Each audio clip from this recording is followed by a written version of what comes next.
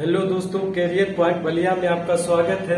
आज हम चर्चा करेंगे पॉलिटी का एक महत्वपूर्ण चैप्टर स्थानीय स्वशासन के बारे में और जानेंगे कि स्थानीय स्वशासन क्या है, क्या इसकी संरचना है और इसका कार्य क्या है। तो सबसे पहले हम जानेंगे कि स्थानीय स्वशासन है क्या। स्थानीय स्वशासन प्राचीन काल में चोल राजवंश का में स्थानीय स्वशासन सर्वोपरि था और उन्नत किस्म का था। उस वक्त जो है स्थानीय स्वशासन एक ऐसी प्रक्रिया में था जो कि पूरे तरह से ऑर्गेनाइज था, एक मॉडर्न तरीके से था और उसकी चोल प्रशासन की सबसे विशेषता थी स्थानीय स्वशासन। और आधुनिक काल में लॉर्ड रिपन को स्थानीय स्वशासन का जनक कहा जाता है। लॉर्ड रिपन को स्थानीय स्वशासन का जनक कहा जाता है। देश जब आजाद हुआ तो पंडित नेहरू ने 1959 में पंचायती राज व्यवस्था राजस्थान के नागौर जिला में सर्वप्रथम किया था। उसके बाद प्रथम राज्य राजस्थान और दूसरा जो था प्रथम राज्य राजस्थान और दूसरा आंध्र प्रदेश, दूसरा राज्य आंध्र प्रदेश को माना जाता है। इसके लिए एक समिति का गठन किया गया था, बलवंत राय मेहता समिति का, जिन्होंने 1959 में रिकमेंडेशन दिया था। उसी के आधार पर प्रथम राज्य, तो ये रिकमेंडेशन क्या था, तो इन्होंने त्रिस्तरीय पंचायती राज व्यवस्था का गठन करने के बारे में बताया था। त्रिस्तरीय पंचायती राज की व्यवस्था, त्रिस्तरीय पंचायती राज व्यवस्था, इसमें जो है ग्राम स्तर पे ग्राम पंचायत, ग्राम स्तर पे ग्राम पंचायत और प्रखंड स्तर पे पंचायत समिति और जिला स्तर पे जिला परिषद का गठन का वर्णन किया गया है। तो आज हम जानेंगे कि ग्राम पंचायत क्या और इसी का मॉडल जो है आज भी लागू है। तो आज हम जानेंगे इसकी संरचना क्या है, किस प्रकार से काम करता है। तो उसके बाद फिर 1977 में जब प्रथम गैर कांग्रेसी सरकार का गठन हुआ तो मोरारजी देसाई के द्वारा एक कमेटी का गठन किया गया, जिन्होंने अपनी रिपोर्ट दिया था अशोक मेहता समिति। इन्होंने दो स्तरीय पंचायत राज व्यवस्था का वर्णन करने के लिए, जिसमें से ग्राम पंचायत को हटा देने के बाद प्रखंड स्तर पर पंचायत समिति, प्रखंड स्तर पर पंचायत समिति और जिला स्तर पर जिला परिषद, जिला स्तर पे जिला परिषद का गठन करने के बारे में बताया गया।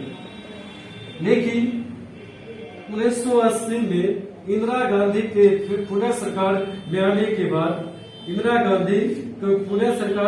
के बाद उन्होंने ये कमेटी के रिकमेंडेशन को मानने से इनकार कर दिया और उन्होंने बोला कि फिर से बलवंत राय मेहता की कमेटी को ही लागू किया। फिर जो है नरसिम्हा राव सरकार ने इस व्यवस्था में काम करने के लिए इसे एक संवैधानिक दर्जा देने के लिए 1992 में इसे सदन में लाया गया और 1993 में इसे पारित करके इसे लागू कर दिया गया और संवैधानिक दर्जा दिया गया। तो इसकी वर्णन जो है 73वां संविधान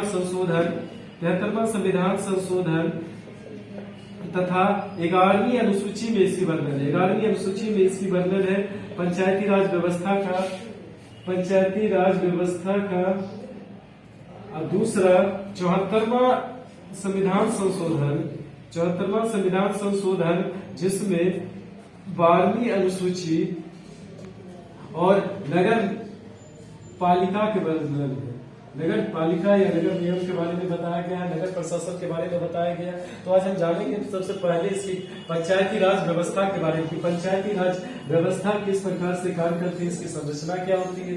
तो पंचायत का जो है इसमें जब संवैधानिक दर्जा दिया गया तो उसे 29 विषय पर कार्य करने को दिया गया है। 29 विषय पर कार्य करने के लिए का अधिकार दिया गया है पंचायती राज को।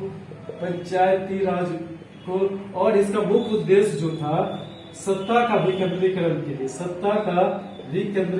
लिए पंचायती राज व्यवस्था यानी स्थानीय स्वशासन नगर नियोजन के बारे में इसलिए लाया गया कि सत्ता का विकेंद्रीकरण हो, सत्ता आम आदमी तक आए और हर व्यक्ति सत्ता के लाभ को प्राप्त करे। इसके बाद यह जब व्यवस्था आया तो इसको कार्य करने के लिए वित्त की व्यवस्था राज्य सरकार के अनुदान के द्वारा यह पंचायत राज अपने खुद से किया जाता है। तो जानेंगे आज इसकी संरचना किस प्रकार से इसकी संरचना है।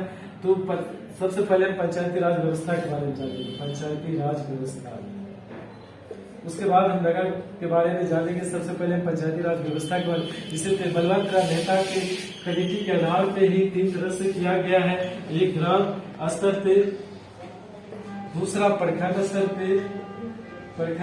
पे और तीसरा जिला स्तर पे। तो ग्राम स्तर पे ग्राम पंचायत का गठन किया गया है। ग्राम पंचायत का गठन किया गया है, इसमें मुखिया का चुनाव होता है, सरपंच का चुनाव होता है और ये जो ग्राम पंचायत होता है इसको कई वार्डों में बांटा जाता है, वार्ड। और उस वार्ड में जो है वार्ड सदस्य का चुनाव होता है, वार्ड सदस्य और पंच का चुनाव होता है। अगर मान लिया जाए किसी ग्राम पंचायत में 10 वार्ड है, 11 वार्ड है, तो उसमें 11 वार्ड का चुनाव होगा, 11 वार्ड सदस्य का चुनाव होगा और 11 पंच का भी चुनाव होगा। तो इसमें 2 तरह से कार्य होता है। ग्राम पंचायत का हेड जो होता है मुखिया होता है और ग्राम कचहरी का जो प्रधान होता है उसमें सरपंच होता है, कचहरी सरपंच। अब हम ये जानेंगे वार्ड सदस्य का चुनाव डायरेक्ट होता है, जनता के द्वारा चुनाव होता है। मुखिया का चुनाव भी जनता के द्वारा चुना जाता है, सरपंच का भी चुनाव जनता के द्वारा चुना जाता है। लेकिन जब वार्ड के सदस्य मिलते हैं, अब अगर किसी भी पंचायत में अगर 11 वार्ड है और उसमें सभी जीतने के बाद उसी में से एक सदस्य को चुनता है जो उप मुखिया कहलाता है, जिसे अधिक मत आता है उसे उप मुखिया होता है और पंच में से जो चुना जाता है उसे उप सरपंच कहा जाता है। तो इस प्रकार ग्राम की संरचना है। मुखिया ग्राम का प्रधान होता है। विकास संबंधी सभी प्रकार के कार्य मुखिया के द्वारा कराया जाता है और सरपंच जो है न्याय संबंधी कार्य करते हैं, न्याय संबंधी का कार्य सरपंच को किया जाता है। और ये जो मुखिया है विकास संबंधी सभी प्रकार के कार्य करते हैं, 29 विषय पे कार्य करते हैं और सरकार की योजनाओं को धरातल पे लागू करने में बहुत ही निर्णायक भूमिका निभाते हैं। मुखिया को कार्य में सहायता करने के लिए एक सरकारी सेवक की नियुक्ति की जाती है जिसे पंचायत सचिव कहा जाता है और जिसका सैलरी सरकार के द्वारा, राज्य सरकार के द्वारा दिया जाता है।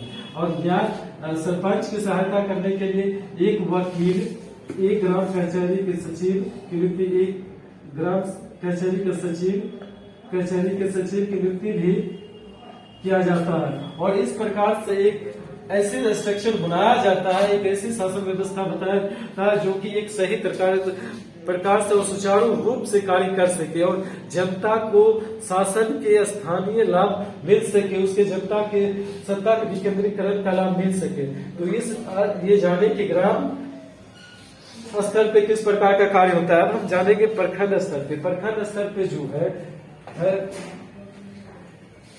प्रखंड स्तर पे पंचायत समिति और एक प्रखंड को कई पंचायत समिति सदस्यों के द्वारा बांटा जाता है। अगर माना जाए किसी भी प्रखंड में अगर 18 गांव है तो वहाँ 18 पंचायत समिति सदस्य का चुनाव होगा और 18 पंचायत समिति सदस्य का चुनाव होने के पश्चात पंचायत समिति सदस्य का चुनाव होता है और वह सभी सदस्य चुनाव जीतने के बाद पंचायत समिति के सदस्य अपने में से एक को प्रमुख और एक को उप प्रमुख बनाया जाता है, प्रमुख और दूसरे को उप प्रमुख बनाया जाता है। ये जो होता है प्रखंड स्तर पे होता है और इसकी सहायता के लिए प्रखंड में प्रखंड विकास पदाधिकारी होते हैं, जो सरकारी प्रखंड विकास पदाधिकारी जो सरकार के योजनाओं के बारे में ये बताया जाता है और धरातल पे उतारा जाता है। तो यह है प्रखंड स्तर पे। प्रखंड को भी कई पंचायत समिति में बांटा जाता है और इस प्रकार से कार्य किया जाता है। और तीसरा जो है वो जिला स्तर पे होता है। जिला स्तर पे एक ऐसा कार्य होता है जो कि जिला परिषद कहलाता है। जिला परिषद जो होता है जिला के ग्रामीण क्षेत्रों के कार्य करते हैं। किसी भी जिला के ग्रामीण क्षेत्रों को कई जिला परिषद सदस्यों के सीट में बांट दिया जाता है। और अगर माना जाए किसी किसी जिला में जिला परिषद सदस्यों की संख्या अगर 31 हो और वो सदस्य जिला परिषद सदस्य का चुनाव 3-4 ग्राम पंचायत के सदस्य के मिलने से होता है।